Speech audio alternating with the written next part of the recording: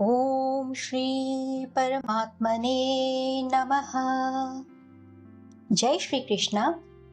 Welcome back to Gita decoded with Annapurna.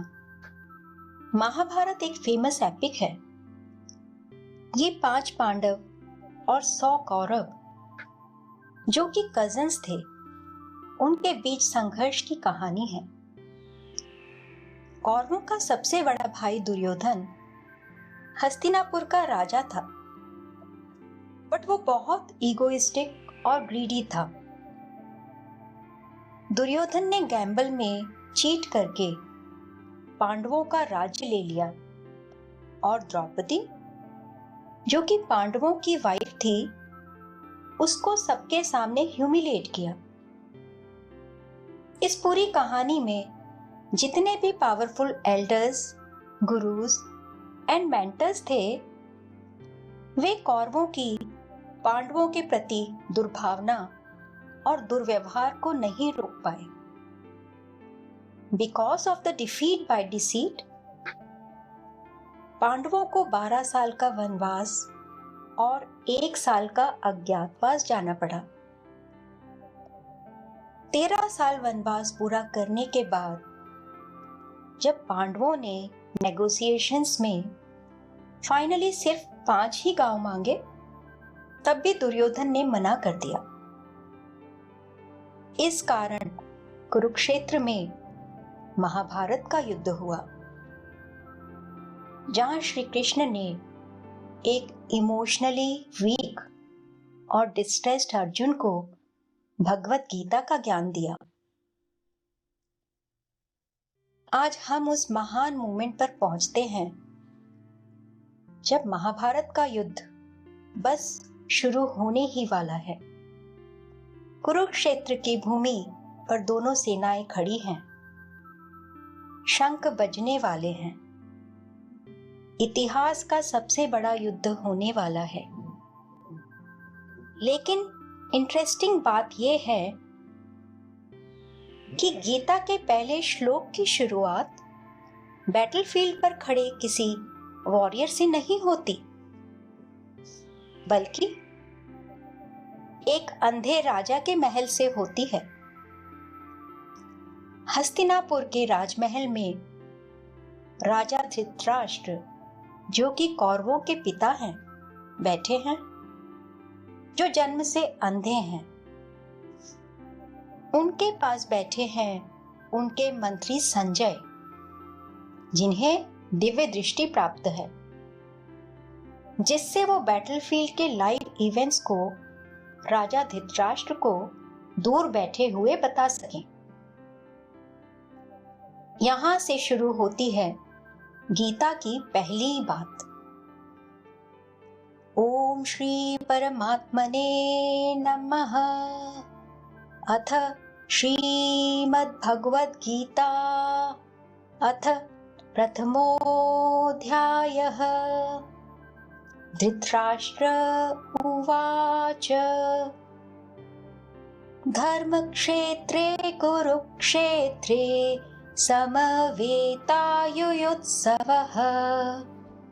मामकः पाण्डवाश्चैव किमकुर्वत Sanjay.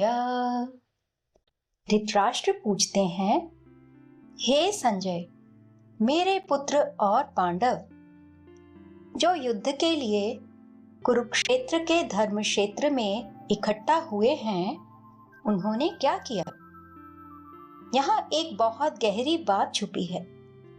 Dhritarashtra Kurukshetra को धर्म क्षेत्र कह रहे हैं, क्योंकि ये भूमि सिर्फ युद्ध की नहीं, धर्म की भूमि है, जहां धर्म युद्ध हो रहा है।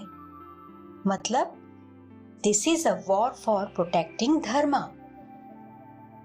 और एक और इंपॉर्टेंट बात, धृतराष्ट्र कहते हैं मामका, मेरे, और पांडव। वो पांडवों को अपना नहीं मानते।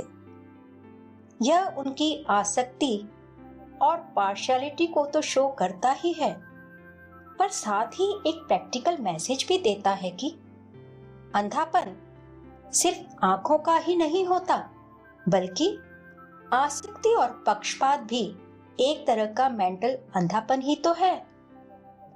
आज भी जब हम सिर्फ मेरे और दूसरे का भेद बनाते हैं, तब हम भी धृतराष्ट्र की तरह इनर एंड मेंटल ब्लाइंडनेस में होते हैं। अब लेते हैं दूसरा श्लोक। संजय उवाच दृष्ट्वा तु पांडवानीकं व्यूढं दुर्योधनस्तदा आचार्यमुपसंगम्य राजा वचनमब्रवीत्। तीसरा श्लोक। पश्यैतां पांडुपुत्राणामाचार्य महतीं चमूं व्यूढां द्रुपदपुत्रेण तव शिष्येण धीमता। संजय बताते हैं, पांडव सेना को देखकर दुर्योधन तुरंत अपने गुरु द्रोणाचार्य के पास जाता है और वो कहता है, आचार्य देखिए, पांडवों की इतनी बड़ी सेना और इसे व्यवस्थित किया है आपके ही बुद्धिमान शिष्य ने। यहां दुर्योधन की इनर इनसिक्योरिटीज दिखाई दे रही है। बाहर से वो कॉन्फिडेंट लग रहा है, लेकिन अंदर से वो भय से भरा हुआ है। इसलिए वो अपनी सेना की बात नहीं करता, बल्कि पांडव सेना की शक्ति गिनाता है। यहां ये दिखाई देता है कि जब मन में अधर्म होता है तो बाहरी बल होने पर भी अंदर डर रहता है। आज भी देखिए, जब हम सच्चाई पर नहीं होते, जब हमारी नीयत साफ नहीं होती, तो छोटी सिचुएशन भी हमें डरा देती है, क्योंकि इनर स्ट्रेंथ का सोर्स बाहरी पावर नहीं, बल्कि धर्म या ट्रूथफुलनेस पर खड़े रहना है। चौथा श्लोक। अत्र शूरा महेश्वासा भीमार्जुन समायुधि युयुधानो विराटश्च द्रुपदश्च महारथः। पांचवा श्लोक। दृष्टकेतुश्चेकितानः काशीराजश्च वीर्यवान् पुरुजित् कुन्तिभोजश्च शैब्यश्च नरपुंगवः। यहाँ दुर्योधन पांडव सेना के महान योद्धाओं के नाम लेता है, जैसे युयुधान जो कि श्री कृष्ण के प्रिय शिष्य थे, विराट जिसने पांडवों को अज्ञातवास में रक्षा दी, द्रुपद जो द्रुपद के राजा और द्रौपदी के पिता थे, काशी राजा जो कि अपनी वीरता के लिए प्रसिद्ध थे। ये सब धर्म के पक्ष में खड़े योद्धा हैं। दुर्योधन इन सब के नाम गिनाकर डर रहा है, क्योंकि उसे पता है ये सिर्फ वॉरियर्स नहीं है, ये सब धर्म के पक्ष में खड़े लोग हैं। इससे ये मैसेज मिलता है कि अधर्म हमेशा संख्या और बल देखकर घबराता है, क्योंकि उसके पास इनर सत्य नहीं होता। अगर हम पहले 5 श्लोकों को देखें तो गीता हमें सबसे पहले क्या दिखाती है? युद्ध नहीं, कृष्णा नहीं, उपदेश बिल्कुल नहीं।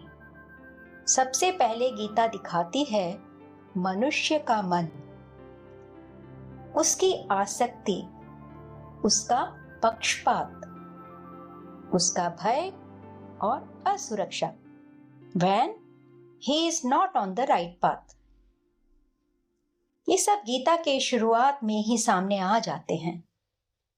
इसका मतलब है कि गीता का ज्ञान तभी शुरू होता है जब हम अपनी इनर वीकनेस को समझ लेते हैं और बीइंग राइटियस के एडवांटेजेस ओब्लिक डिसएडवांटेजेस से घबरा जाते हैं। अगले एपिसोड में दुर्योधन अपनी और पांडव सेना का कंपैरिजन अपने गुरु के साथ डिस्कस करेगा और दोनों सेनाओं की रेस्पेक्टिव स्ट्रेंथ्स का गुरु द्रोणाचार्य से एनालिसिस करेगा और धीरे धीरे हम उस मोमेंट के करीब पहुंचने लगेंगे जहां पर एक एक्सट्रीमली पावरफुल और मोस्ट केपेबल अर्जुन के अंदर की एंजाइटी देखने को मिलेगी। मैं हूं अन्नपूर्णा और आप सुन रहे हैं गीता डिकोडेड। मिलते हैं अगले एपिसोड में। ओम तत्सत।